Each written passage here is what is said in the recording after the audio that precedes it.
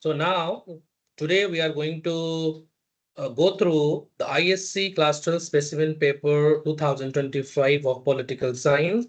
In the previous video, we went through ISC Class 12 History Specimen Paper, and I tried to explain it, and it's lying on my channel, so you can go through it before your history exam. You can go through the specimen paper with explanation. Okay, so today, right now, we are going to I'll try to explain you the specimen question paper. I have written it.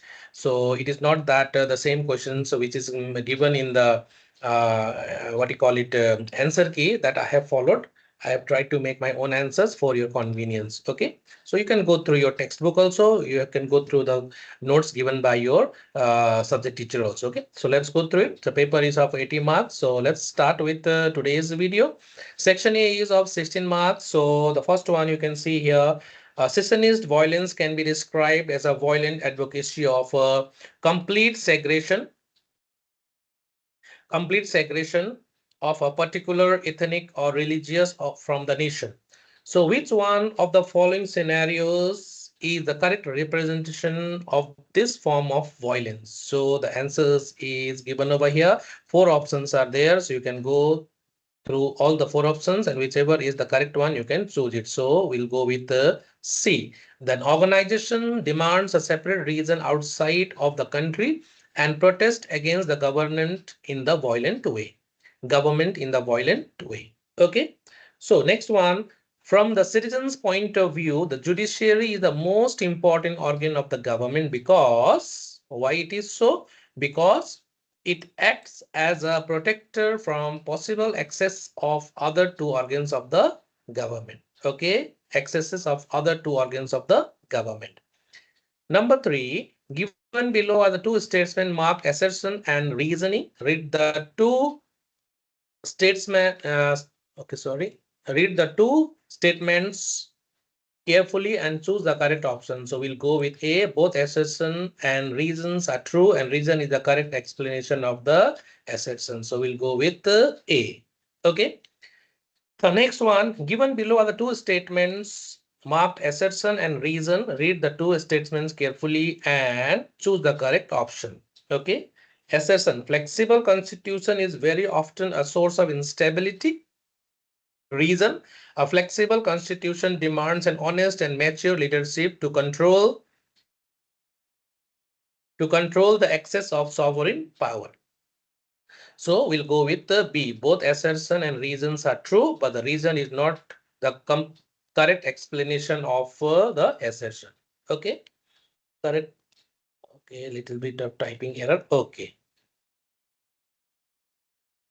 Okay. Now, the age of voting in India before 1989 was 21. What was the age of voting in India before 1989? The answer is 21. Okay, 21 years. Right now, the voting age is 18. Now, observe the relation between the two words, phrases, and then fill in the fourth word. Okay, fourth word phrases. So you can see here. Fourth word phrases. Okay, so implementation of law, executive. Okay, laws are implemented by the executive. Interpretation of laws, dash. So the answer is judiciary. Okay, the answer is judiciary. Implementation of laws, laws are implemented by executive and judiciary interprets the laws. Okay, number 7, the socialist feature of the Indian state aims at establishing the goal of equitable distribution of resources. Okay, the blank is given over here. The dash features of Indian state aims at establishing the goal. So the answer I've already mentioned, it is socialist. Socialist is the proper answer to fill in this blank. Okay, and the next one, the responsibility of conducting election for Panchayati Raj institution resides with the dash. So it resides with the State Election Commission. Okay, so these are a few fill in the blanks which you can do it, and this is only possible if you have the thorough knowledge of the textbook and the notes given by your teacher. The next one, 4 true and false. So already given. The rules governing the administration of judicial services are framed by the framed by the central government of the nation. So the answer is false. So this is not the correct statement. Okay. The rules governing the administration of judicial services are framed by the central government of the nation. So it is false. Conviction of Senate in the impeachment. In an impeachment is beyond the president's power to grant pardon. So it is true. Okay. 4 true false you will be given. Next, Lok Sabha has the power to regulate its own debate. That's also true. This is also true.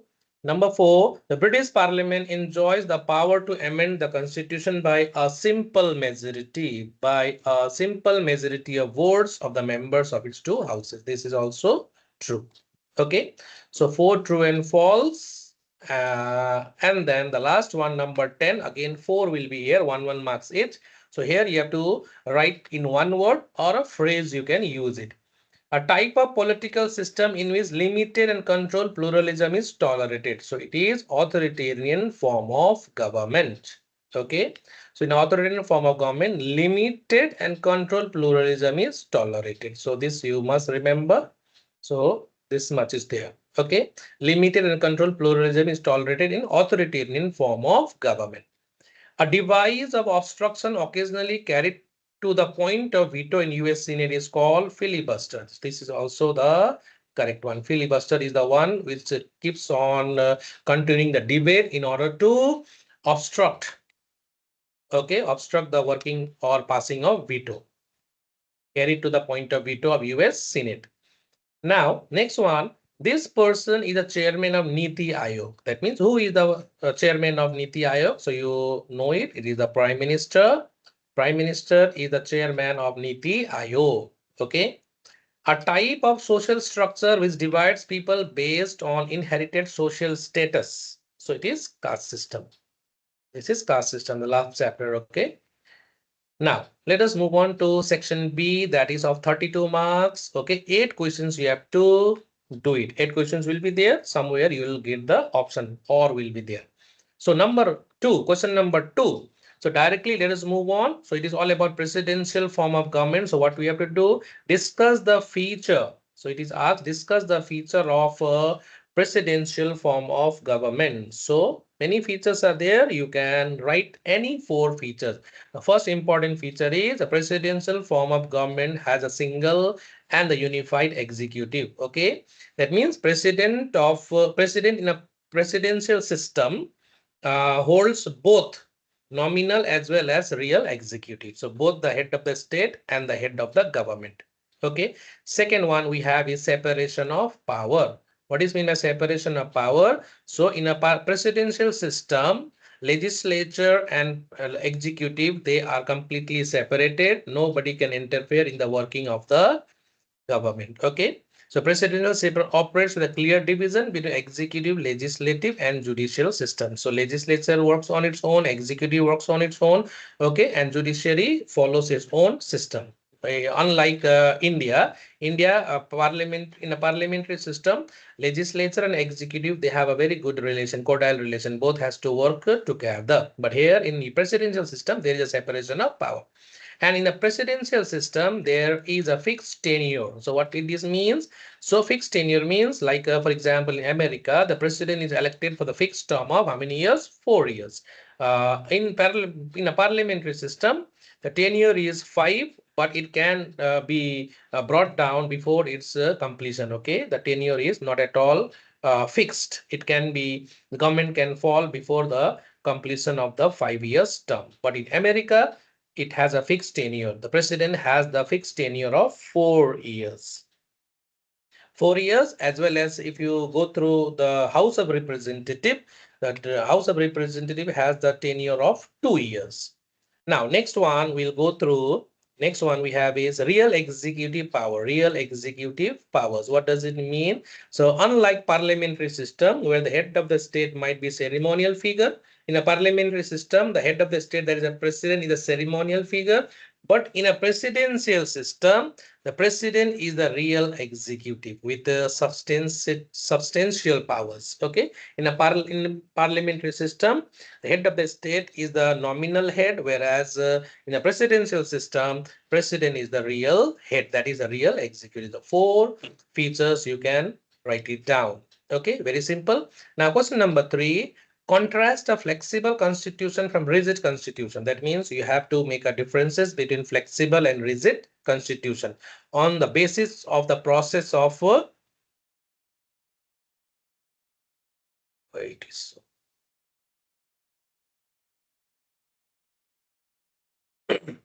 on the basis of the process of amendment. Now, the flexible constitution is relatively easy to amend. So, flexible constitution is easy to amend. So, I'll highlight it. It is easy to amend. Okay. Whereas rigid constitution is difficult to amend. Okay, this point you can remember. If flexible constitution can easily be amended, whereas rigid constitution is difficult to amend. It is not that the rigid constitution cannot be amended, but the procedure is little tough. Okay. So example, United Kingdom has a flexible constitution, whereas a rigid constitution example will take United States constitution it has the rigid constitution. Okay, so this 2 point is enough to explain the differences between the flexible constitution as well as the rigid constitution on the basis of the process of amendment. 4 marks. These two, one example you can give it. Example of United Kingdom and USA. Now, question number 4, you can see the symbols of parties. Definitely, it is representing the multi-party system. So, how does the party system depicted above benefit the modern democracy? So, the answer is multi-party system. So, let me highlight it. Multi-party system offers several benefits to the modern democracy. So, what are the benefits? So, several benefits they are talking about. So, what are the benefits? Number one is broader representation of the interest. That means that people get a lot of choices to elect them. Like there can be a diversity of political opinion. Different parties often represent various sections of society. Okay, and this ensures that more voices and concerns are heard and addressed in the political process. The next one is the most important thing is that it encourages coalition government. So if there will be so many political parties, then there can be a chances of having a coalition government at the central. Okay, at the center. So, but at present we don't have, but still the present government also has included other parties also in order to get their support. So it is not at all a coalition government. The party itself is in majority. In a multi-party system, no single party may have a clear majority. That is also true. But at present in India, we have the party which has the clear majority. Prevent dominance of single party. So definitely a single party cannot dominate the entire political setup. So it can be prevented. This point is also very important. So one party monopolizing power over a long period, that is not at all possible. People have the choice every after 5 years, they can change the government. One party cannot dominate it for a longer time. Next one is promotes voter choice and engagement. So promotes voter choice and engagement. That means with parties to choose from many parties will be there. So voter have a wide range of options. So they can go through, they can choose the representative of their choice. So there are so many options for them, options open for them. So they can choose any one of them. Okay. The next number 5, checks and balances. So what does it mean? Checks and balances. It is mentioned over here that if there is a multi-party system, then each and every party, in order to come to power, what do they do? There is always an opposition which works as the watchdog of the government. So if the ruling party goes or comes with a different policy which is not good for the nation, then they opposes. So opposition parties plays a crucial role. Opposition parties plays a crucial role. So they also are very, that means opposition parties also plays a very important role in a multi-party system. Though they are not in the government, but they are on the opposite side, but still their role is very important. Flexibility and adaptability. So what does it mean? Multi-party systems are more flexible and can adapt to changing social, economic, and political circumstances. As new issues or movement arises, new parties can form to address this concern. It's not that the political parties are there, other parties cannot be formed. So if new changes arises and the old parties, they are not addressing to those problems, the new parties can be formed and they can come up with the new challenges and issues to address them at the level. The next one, so altogether 6 points are mentioned over. No, so you can, if it is of 4 marks, so you can mention any 4 points. Okay, 1, 2, 3, 4 is enough. Okay, 4 marks, 4 points. Okay. Question number 5. Two houses of the Union Parliament do not share equal powers. So what we have to do? We have to justify the statement with the help of 4 reasons. How many reasons we have to give? 4 reasons. That means two houses of the Union Parliament do not share equal powers. So what it is all about? Money bill can only be introduced in Lok Sabha, not in Rajya Sabha. This is number 1 point. Rajya Sabha cannot introduce money bill. So here only one difference we get it. Okay. So money bill, Lok Sabha is powerful regarding the introduction of money bill in Lok Sabha.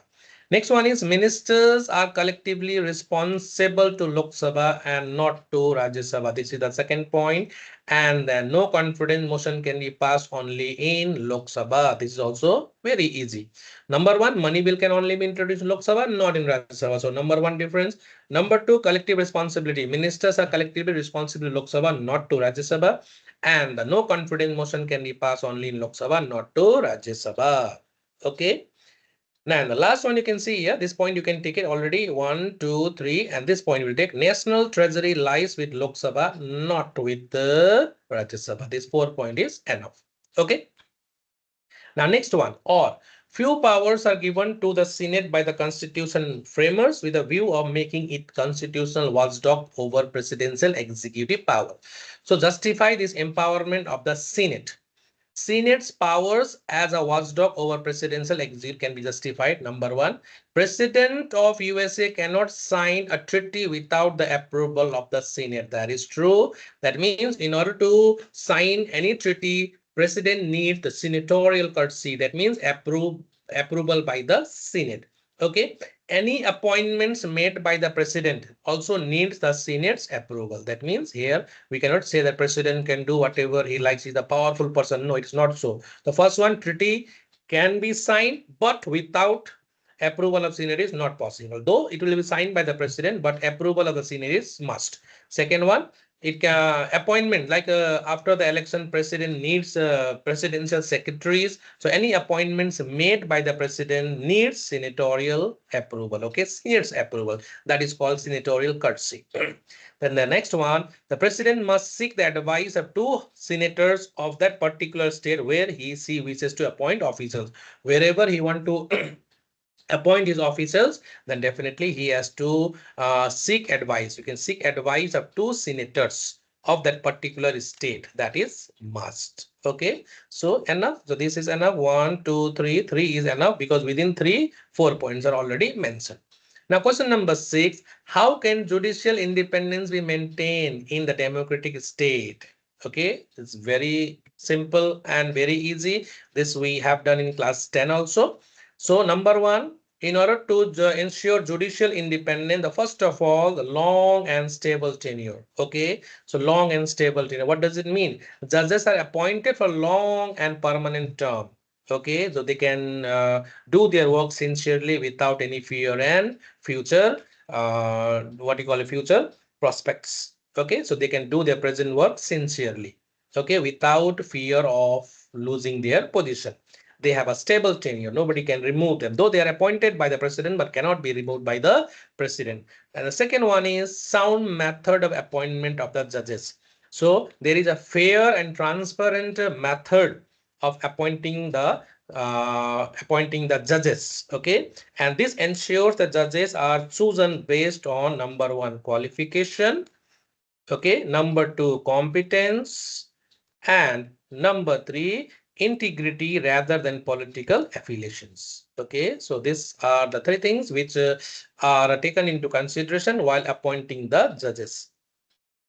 The next one is high qualification. Though, in order to become the judge, you need to have a qualification.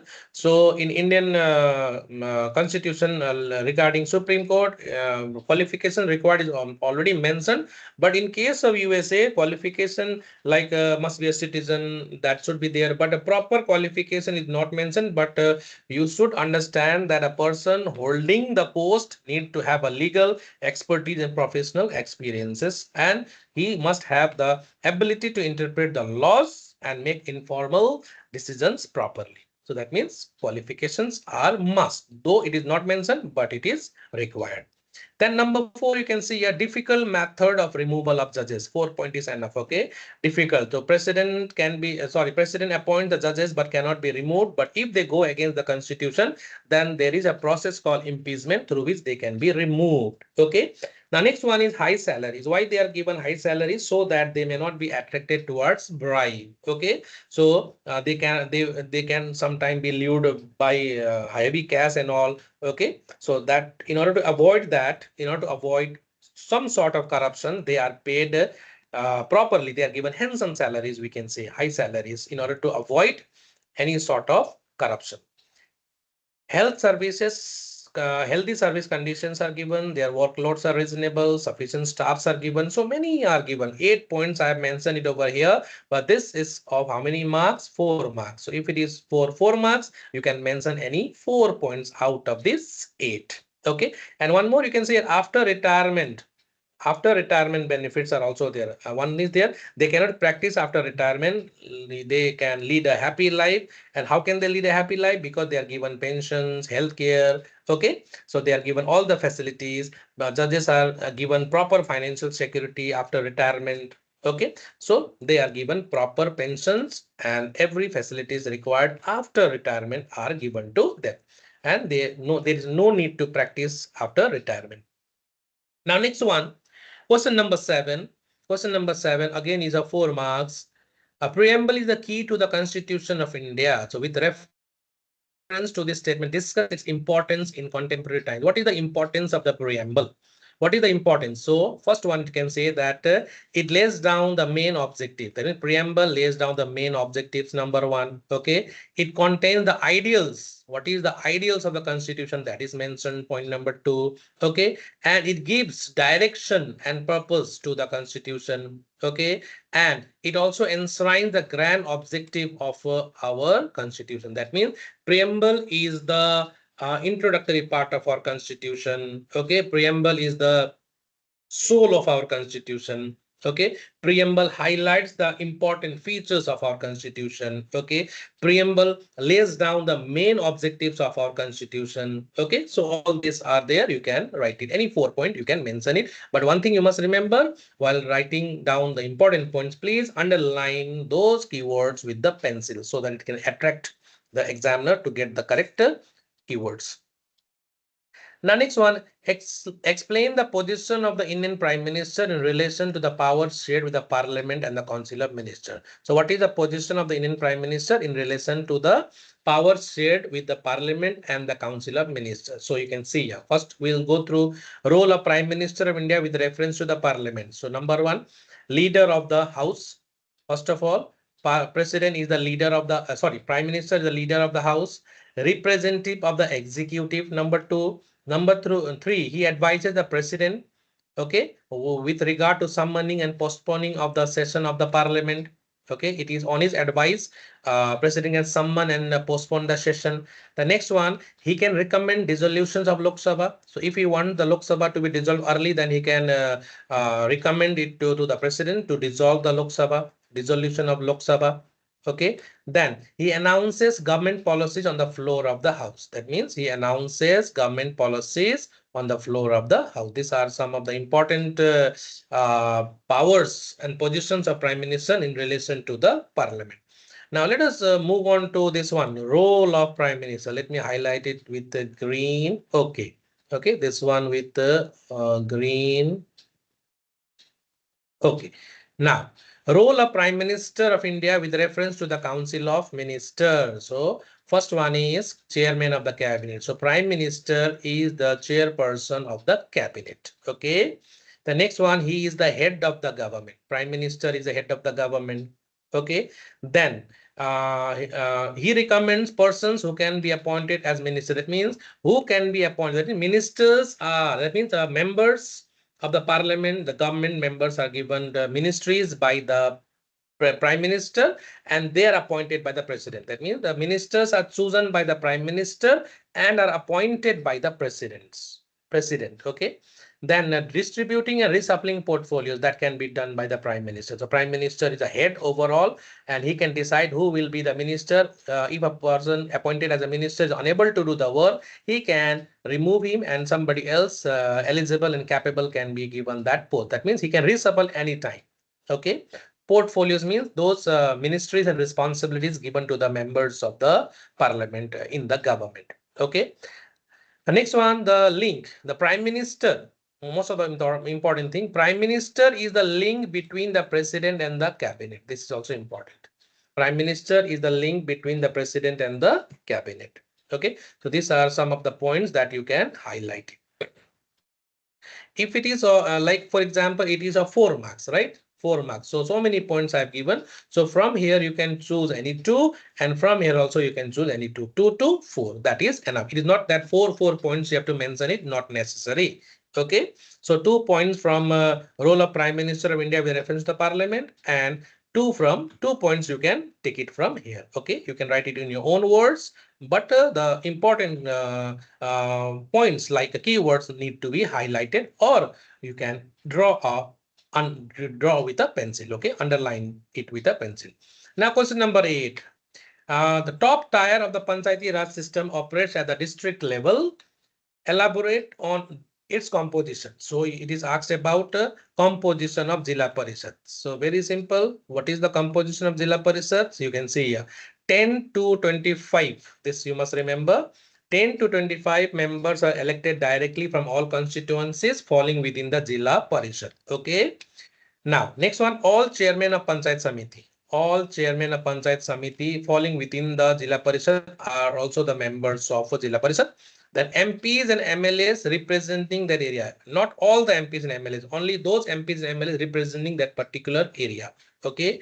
Then all MPs and MLAs whose names stand registered as voter in that particular constituency. Okay, in that particular constituency, whoever are the MLAs and MPs, those who will vote in that region, they are also the member of Jilla Parishad. So this is all about the composition of Jilla Parishad. Okay. Now number 9, you can see this is the picture.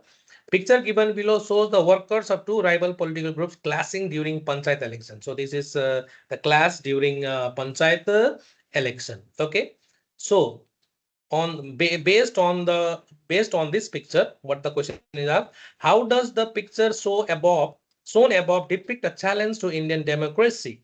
So definitely you can write your own answer. The picture depicts a political violence. So what it is political violence. Okay, one word. Answer is clear. So this picture depicts political violence. Okay, and this is not good for the healthy functioning of a democracy. Okay.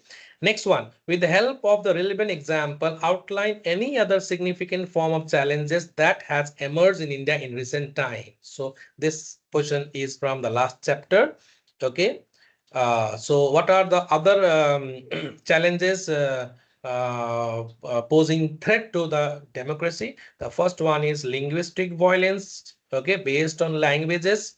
Okay, so examples are given over here. Like for example, so tensions in Karnataka, Maharashtra border dispute. Okay, next one is Jammu and Kashmir. That means secessionist violence. That means they want to separate themselves from India. They want to cede away from India. So secessionist violence.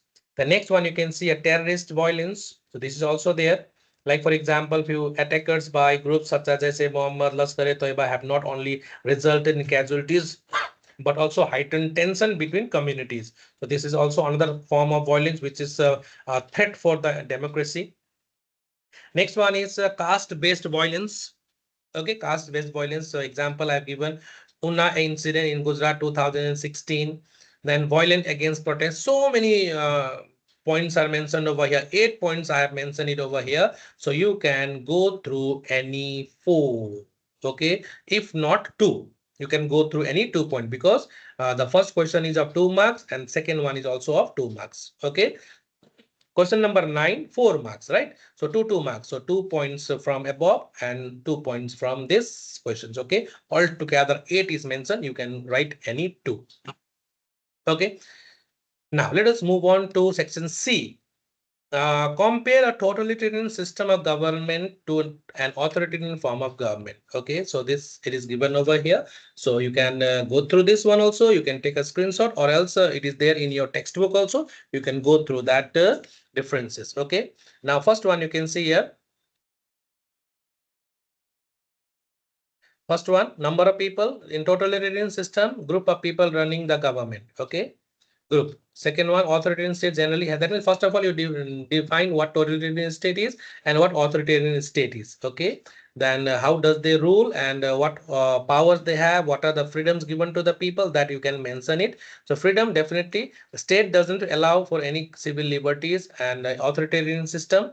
Some sort of freedom is given, controlled freedom is given. Okay, corruption. So any 4 points you can mention it, you can get the full marks. Okay. Now, next one you can see here, several juries hold the view that original and appellate jurisdiction Supreme Court of India is wider than USA, justify the given statement. The power of the Supreme Court in USA. Okay, first of all, we'll go through it. Okay, the original jurisdiction, power of the Supreme Court in USA.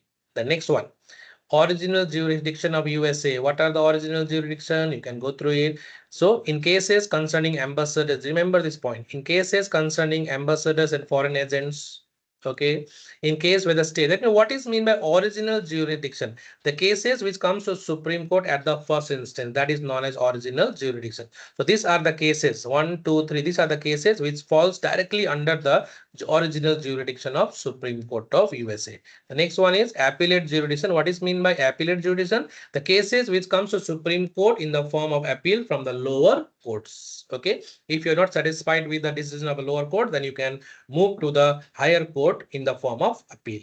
Okay. Now, next one, powers of Supreme Court in India. So this is separate. It is mentioned in article number 131. So what is mean by original jurisdiction? I've already explained. Now what are the cases? Which are the cases which falls directly under the original jurisdiction of the Supreme Court? The first one is dispute between center and state, number one. Okay.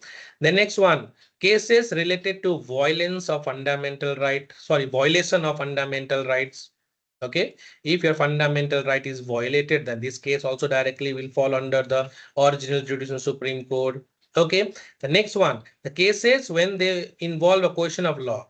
If any case which involves a substantial question of law and High Court certifies that it is fit to be appealed, then that can also be appealed to the Supreme Court.